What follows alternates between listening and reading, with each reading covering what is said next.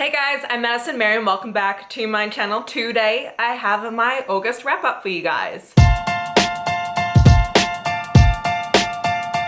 So I read 11 books in the month of August. 7 of those were physical and 4 of them were ebooks. The genres were 5 fantasy, 2 contemporary, and 4 historical romances. Out of those, the age ranges were 6 YA and 5 adult. And then my favorite statistic, my page count for the month of August, which was 4,729 pages. As per usual, I'm going to start with my lowest rated read and work up to my highest rated reads. So in the month of August, my lowest rated read was a 1.5 stars. It's not a good book, and that is Know Your Love Story by Sonia Hartel.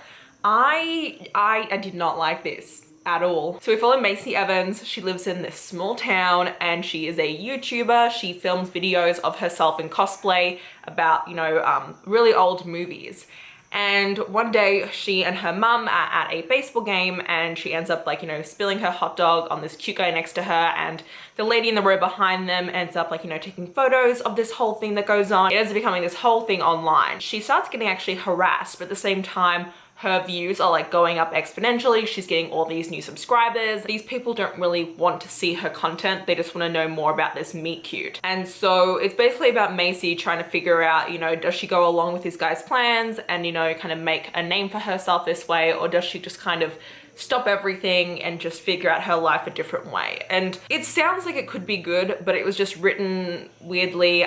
This has one of the worst sex scenes I've read in my entire life. I'm not even kidding about that. It's kind of written as a new adult, but all the characters act really immature. It's very juvenile and I found it really cringy. Then we have my 2 3 out of 5 star books. The first one is Where Dreams Ascend by Janella Angeles. This is Moulin Rouge meets Phantom of the Opera. So in this world, people either have no magic, they're born magicians, so they're born with magic, or they have acquired magic, which means that they somehow find a way to get magic. That hasn't really been explained in detail in this book, but that's how it works. So we're following Kalia, and she was left at the doorstep of Hellfire House when she was a baby, basically as an orphan, and she was taken in by the master of this house. And then when the master kind of passed away, the master's son, Jack, ended up coming back, and he was this very powerful magician, and he ended up teaching Kalia, how to use her magic and ways to, become more powerful. But one day Kalia kind of is like, well, I don't really want to be stuck here anymore, because she's never left Hellfire House. And so she ends up running away to this city where there is supposedly a magic competition going on. And when she makes it in and is one of the contestants, things start to happen around this city and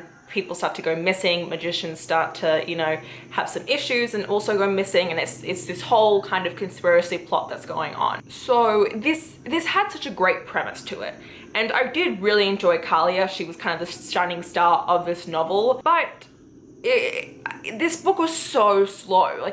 It took so long for things to happen, and there was always this continual build-up, and it felt like it would build up to these points, but then the payoff was never really as great as what the build-up was. And so that was a huge problem for me, and the pacing was all over the place, and you felt like you were kept in the dark the entire time, which is fine in some books, but it got to the point in this where I was just getting annoyed at being kept in the dark. Then there's also the fact, so we're following 3 different POVs. We're following Kalia, and then we're also following DeMarco, who is a ex-magician, and he's now one of the judges for this competition, and he kind of has a bit of a romance with Kalia, but he's also in this town because he's looking for clues as to what happened to his missing sister. And he was just kind of very vanilla in my opinion, so that kind of sucked. And then Jack had very sporadic chapters thrown throughout, and I get why we never really got to know much about him, but he was the most intriguing character to me, and so it kind of sucked that we didn't really get to see everything to him. I will be continuing on with the sequel. The sequel's cover is utterly beautiful, and it does have potential. I'm actually quite excited to see how the sequel pans out, because there are a lot of things that I feel like we can start to learn, but this one just didn't have that oomph to it that I was looking for. Then we have A Dark Shade of Magic by V.E. Schwab. I know, it's only a 3 out of 5 stars for me. This was average because I felt like this whole book was a setup for the next 2 books in this trilogy. So A Dark Shade of Magic follows 2 POVs. We follow Kel, who is an Antari, which means that he's one of the most powerful magical beings in this world, and that he actually has the ability to travel between 4 different worlds where there are 4 different Londons. And these Londons are black, grey, white, and red. Red is pretty much neutral territory. White is kind of having a lot of strife at the moment, and people there are always competing for magic. Grey London has no magic, it's basically like our own world, and then Black London has actually been completely torn off the map, and they were consumed by magic years ago. And so we're following Kel, who ends up coming into contact with an artifact that should not exist. And so then he's hunted down by people who want this artifact. We also have Lila Bard, who ends up coming into contact with Kel, and she's just a normal thief from Grey London, and she ends up getting swept into his whole kind of game. Our characters are really interesting and they have so much potential, but I got frustrated because Kel is supposed to be this all-powerful being, and he's supposed to be something that people are afraid of, and he's supposed to be so amazing, but he was just very mediocre in this. And I was like, well, I don't get it. Why would you tell me that he's one of the most powerful people, but then show me that he kind of sucks? Like, I didn't get that. Then we have the whole fact that this story, I was never fully invested in it, and I just didn't care too much about the stakes because our characters kept acting like, oh my god, the stakes are so high, but I never really felt that myself, and I felt like I was just kind of meandering through this book. I did love the descriptions of this book. I do think that ɪନିର୍sᴛ has an amazing writing style and that she's very lyrical and beautiful in the way that she writes. The story just wasn't captivating enough, and I actually put this down for days at a time because it was easy to do that with this book. So I do plan on continuing on with the series, but this was just, okay. Moving on to my 3.5 out of 5-star reads, the first two are going to be historical romances, which you can hear a lot more about in my historical romance reading vlog, where I read 4 historical romances from 4 major historical romance booktubers, so I'll leave the link down below. The first one is Romancing the Duke by Tessa Dare. So we're following Izzy Goodnight, and I think 2 years ago Izzy's father passed away, and when he passed away all of his holdings and money ended up going to Izzy's male cousin, so she was kind of left with nothing. However, she suddenly gets a letter telling her that her godfather has passed away and has left her something in his will. In order to get what's in the will, she must travel to ghostly Castle. When she gets there, she ends up seeing this duke and a dog, and she ends up just fainting because she's traveled there with the last of her money, she hasn't eaten in days, and she's just like, done. When she wakes up, this guy's all like, why are you here? This is my castle. And she's like, I don't know what to tell you, I was told to come here. And this guy's the Duke of Rothbury, and when the guy with the will comes, he ends up saying, oh, sorry, no, Izzy actually owns this castle now. Her godfather bought it off of your, people, and now he decided to give it to Izzy. And Rothbury's like, haha, no, this is my castle.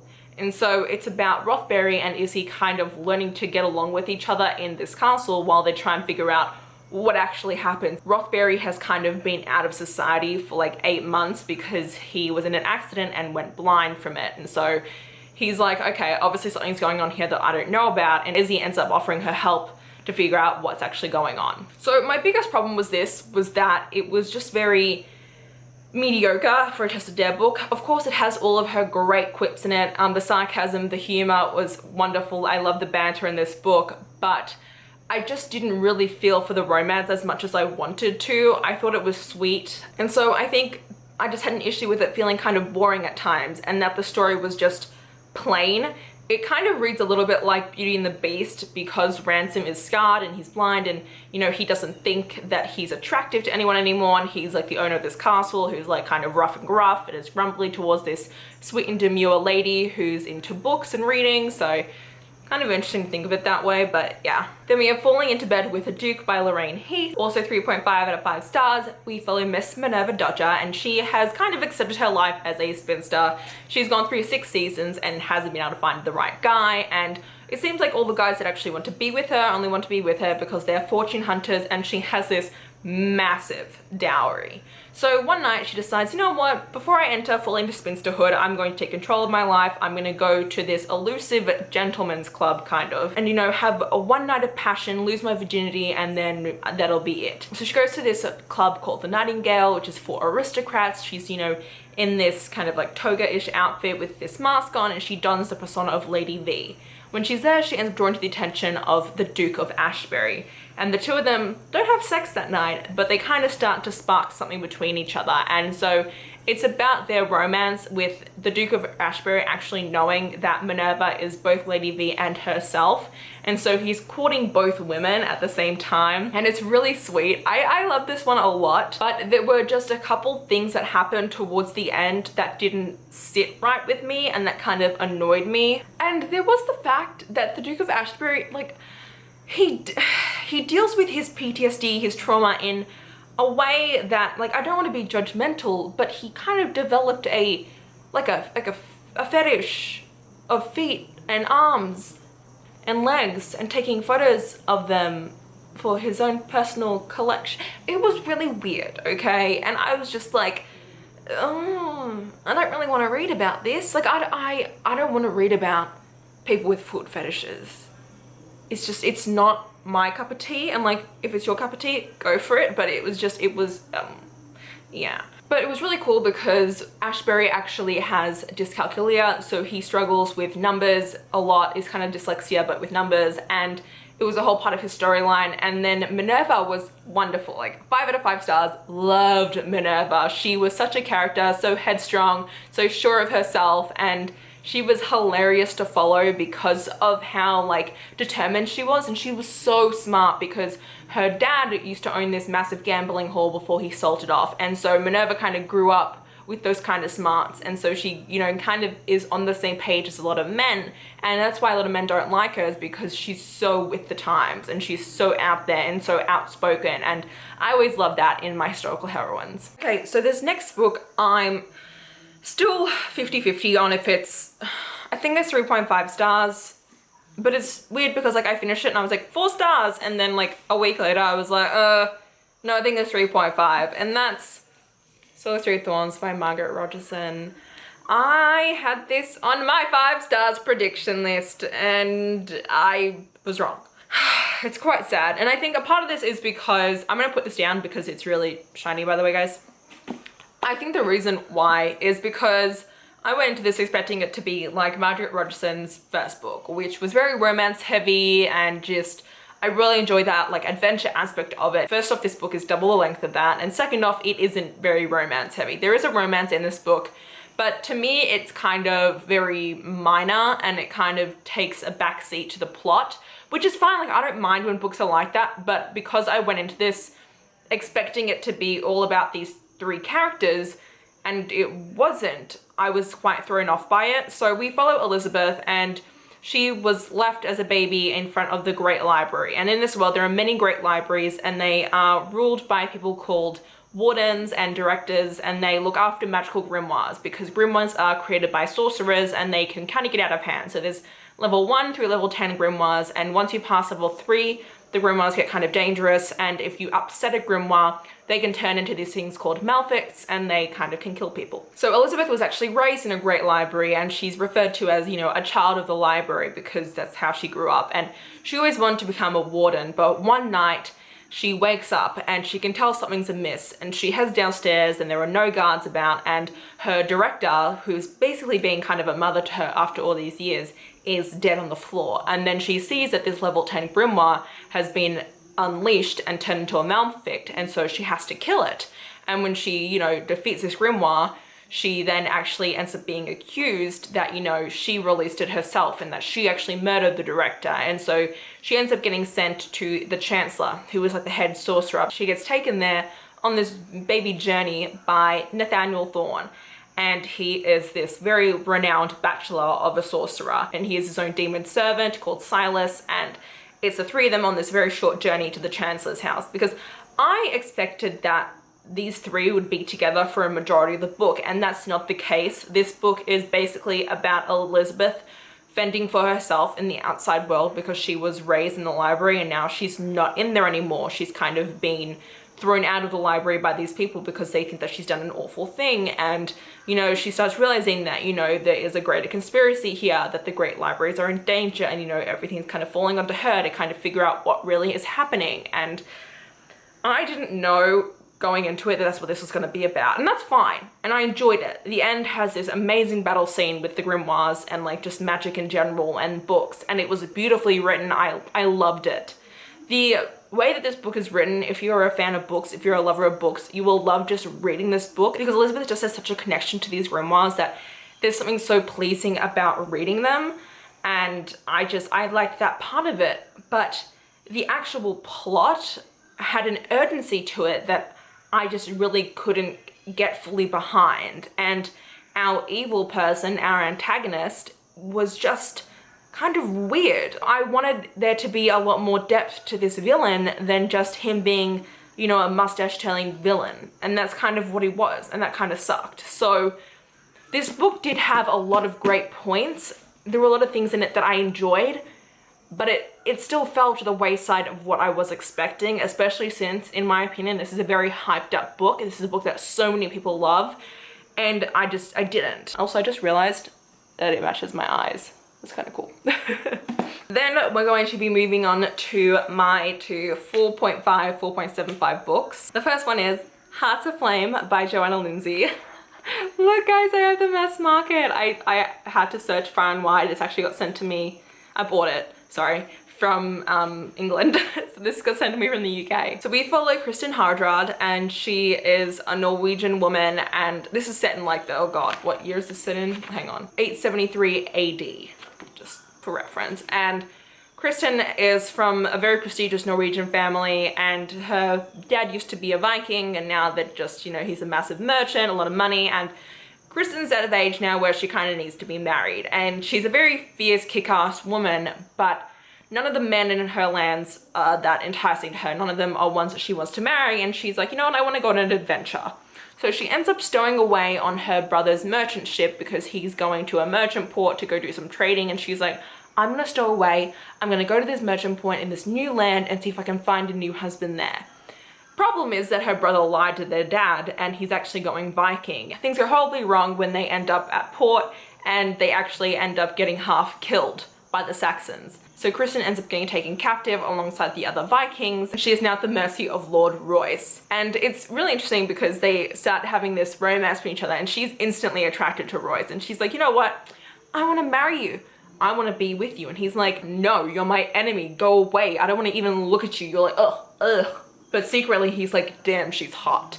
But like, no. And so I love their romance. This book is technically at 5 stars to me, but I could not in good conscience give it a 5 stars because there are a lot of scenes in this that are very dubious with consent. The morality in that isn't great, and it's kind of rapey at times, but it's hard because it's a scene where Kristin wants him to think that she doesn't want sex, but she does want sex, but she wants him to think that she does. It's very difficult. So do be aware, this is a book that was written in like the 80s as well, so that's also a big part of this, but I really did love it. Kristin is such a badass. She's a very fierce female heroine, especially for when this was written, and I really did love it, and it made me completely obsessed that I actually went out and tracked down this cover, which is out of print and very difficult to find. So that tells you a lot as to how much I love this, and honestly, just holding this, it's so wonderful. And then coming in at 4.75 stars is The Faithless Hawk by Margaret Owen. This is the sequel to The Merciful Crow, which was one of my top 2 books of 2019. I did give this 4.75 because I gave Merciful Crow 5 stars and I loved it more. This one I just didn't love as much because the romance that occurs in book 1 isn't very prominent in book 2, and that kind of sucked, but book 2 has so much more magic in it and so much more lore. I do have a vlog where I kind of talk more about my feelings about this, so I'm just going to leave that linked up above because this is a sequel, so I don't want to give anything away for people who haven't read book 1. So check that out if you want to hear more about why I love this book and think that this is an author that I am wholeheartedly in love with. So now we're going to move on to my 5 out of 5 star reads. The first one is going to be Devon Spring by Lisa Kleypas. I loved this so much. There was a beach scene in this that I still think about and is so cute. So we're following Pandora Ravenel. This is book 3 in the Ravenel series. Technically you don't have to read them in order, but I actually think I would have preferred having read them in order because then you get a little bit more backstory on the extra characters that you're meeting. Pandora Ravenel is a twin. Her sister is, you know, in the season trying to be a debutante, but you know, Pandora really doesn't care about that. She's very unconventional for the times, and she just wants to invest in her board game business and kind of become her own businesswoman and kind of employ women, and she's all for the movement. but things change very quickly when she is caught in a compromising position with Lord St. Vincent, and the two of them are then forced to spend a week together with both their families at the St. Vincent estate in some place, I forget where it is. And while they're there, a romance kind of begins to spark between the two of them, and it was just so great because Lord St. Vincent Gabriel is kind of considered to be a rake. People haven't really been able to pin him down, but he falls head over heels for Pandora. But Pandora, like I said, doesn't want to be married off. She has her own aspirations, and so it's kind of her against this whole thing the entire time, her not wanting to be a married woman, her wanting to be autonomous and have her own decisions and her own choices and her own monetary value. And I loved the whole, like, all the conversations that occurred between the two of them. They had so much open communication. There's also like a plot, I don't want to call it a plot twist, but like the plot very much changes towards the later third of this book, and I thought it was such a cool change. It really brought a new tone to historicals than I've ever read before, and it was really fun to me and nothing that I really saw coming, and it makes me really excited to continue on with the Ravenel series. So 10 out of 10, recommend. Then we have Dear Martin by Nick Stone. This is a very short book, but I had to tab it despite how short it was because it was just phenomenal. So following Justice McAllister, he is a black teen that goes to a private, predominantly white high school. When the book starts off, he ends up getting racially profiled and cuffed by the police, and this then sparks his whole journey of senior year, in which he starts writing letters to Dr. Martin Luther King Jr., in which he kind of recants how he is feeling on his day-to-day life, because after being racially profiled, he starts to kind of see all the things that are going wrong in society, all the microaggressions that are happening. He starts to, you know, pay a lot more attention to what's going on in the world outside of, you know, his little bubble, and he starts to kind of pay more attention to these police shootings that are happening, all this brutality. And I can't go into too much detail because this is a very short book and it just has such a profound impact on you as a reader. I thought that there were so many amazing quotable moments. The white privilege in this is just disgusting. I can't get over it. Like, the blatant racism that occurs to Justice is so horrifying, and I got so mad at this book, and I just think that it's so important. I would love to see this, you know, implemented in schools, because I think there are so many important conversations and topics and moments in this book that just need to be out there. I finished this in one night because as soon as I started it, I was just completely enamored with this storyline. It was really hard to read, but in a way that made me just feel like I had to read it, like I had to get through this, and I would easily reread it again because there's just so many amazing things in this, and I just, oh, wow. And then last but not least, we have Fury Born by Claire Legrand. Oh my god, this was such a shock.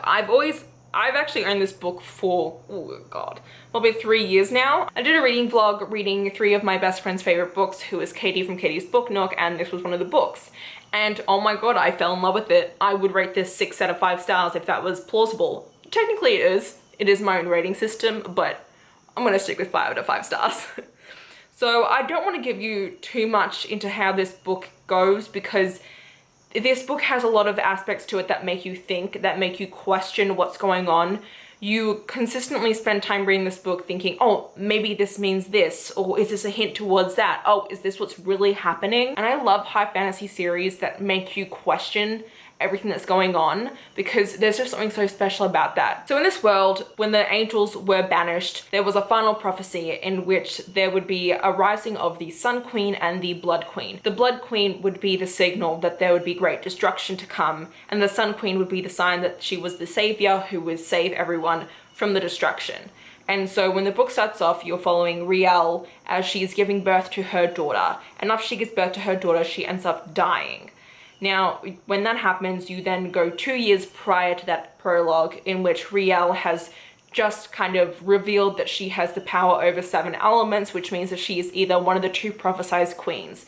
And so she then has to undergo the trials of the Sun Queen to find out if she is the rightful Sun Queen or if she is to be executed because she is the Blood Queen. Then you take place 2020 years after Riel's death, and you follow Eliana, and she is kind of a mercenary, a bounty hunter for this lord. And she's kind of invincible in the fact that she can fall from great heights and she can be cut and she heals instantly. But she ends up coming into contact with this man named the Wolf, and he works for the Prophet. And the Prophet works because he wants to denounce the Empire, which is kind of the destruction that happened after Riel's death. And so Eliana ends up teaming up with the wolf and the Prophet to kind of bring back what life was like, well, how magic was part of the land back before Riel had passed away. And so it's really interesting to see how these two timelines interweave. It's also interesting because I kind of think of it as like a game of chess. One person moves a piece on one side and you kind of are interested to see how that's going to impact decisions that the other side makes on the other timeline. And there's so much in this and it's so complex. It does have a great couple of steamy scenes in it as well. And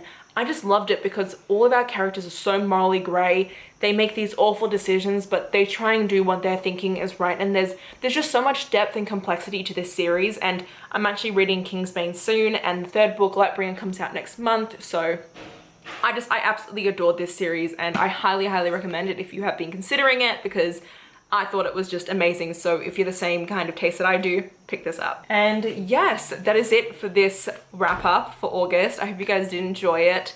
If you guys did, please click the like button down below if you want to see more of me. Please go to my channel, and until next time, thanks so much guys. Bye!